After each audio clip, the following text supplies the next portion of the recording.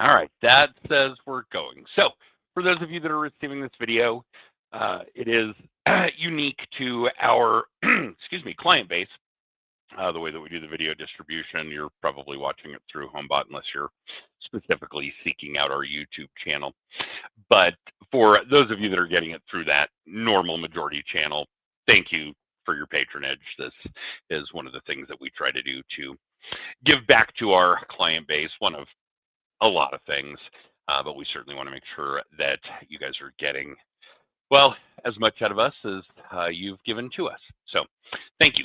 All right, so this time around, this tip, and for those of you that have watched these videos, and there are dozens of them now, it's always kind of been a little bit of a tongue-in-cheek, Adam's not really all that handy a guy, and although I have improved dramatically over my years as a homeowner, but that I've made certainly plenty of mistakes in home improvement projects and home repairs and that kind of thing, and that you guys can learn from those mistakes so you don't have to make them. And this time around, I don't know that it's really a mistake, as it's a little bit more preventative than that. But the bottom line is that water is just so detrimental to a house. That's why we are concerned about our roofs and our gutters and getting water away from the property. I know this isn't something that we talk about a lot right now because we don't have any water. It's been a really bizarre, dry winter. I think the driest we've had on record, or at least for a very long time. And one of the things that occurred to me is that not only is the water damage such a potential significant problem on the outside of your home, but it is also on the inside of your home.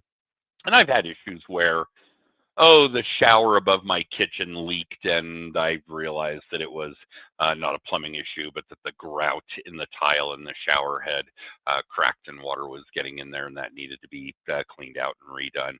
But one of the things that occurred to me, and we talk a lot about tech stuff, we've done a lot of smart house videos, those kinds of things, but one of the things that we haven't talked about yet is the water sensor. And this just came to me because someone gave me one as a gift. It was actually a raffle prize drawing, so that you can set it on the floor near your water heater. And if the water heater explodes, and eventually they do, they wear out like everything else, that the water alarm, the sensor will pick up that water or sense the water and set off an alarm so that you know that there's a problem, that there's water where it shouldn't be.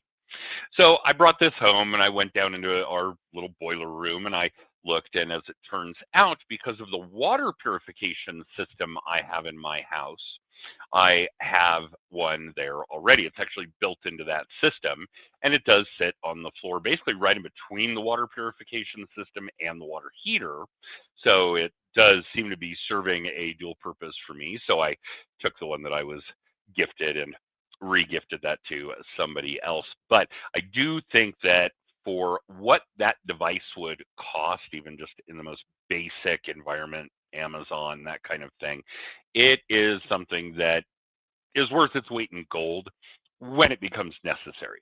Hopefully it's never necessary. Your water heater never blows out from the bottom. You never have flooding in your home. But for what that thing costs, it is probably one of the greatest little insurance policies that you can buy for your home. So that's the tip this time around, is to get a water sensor for, well, really, I guess you could use it anywhere where water might be an issue on the inside of your home that you wouldn't want it to be. But obviously the water heater is the biggest storage of that water inside the walls of your home. And I know that that's also fairly unique to Colorado. I've got a house in South Carolina, and the water heater is actually in the garage, which is not climate controlled.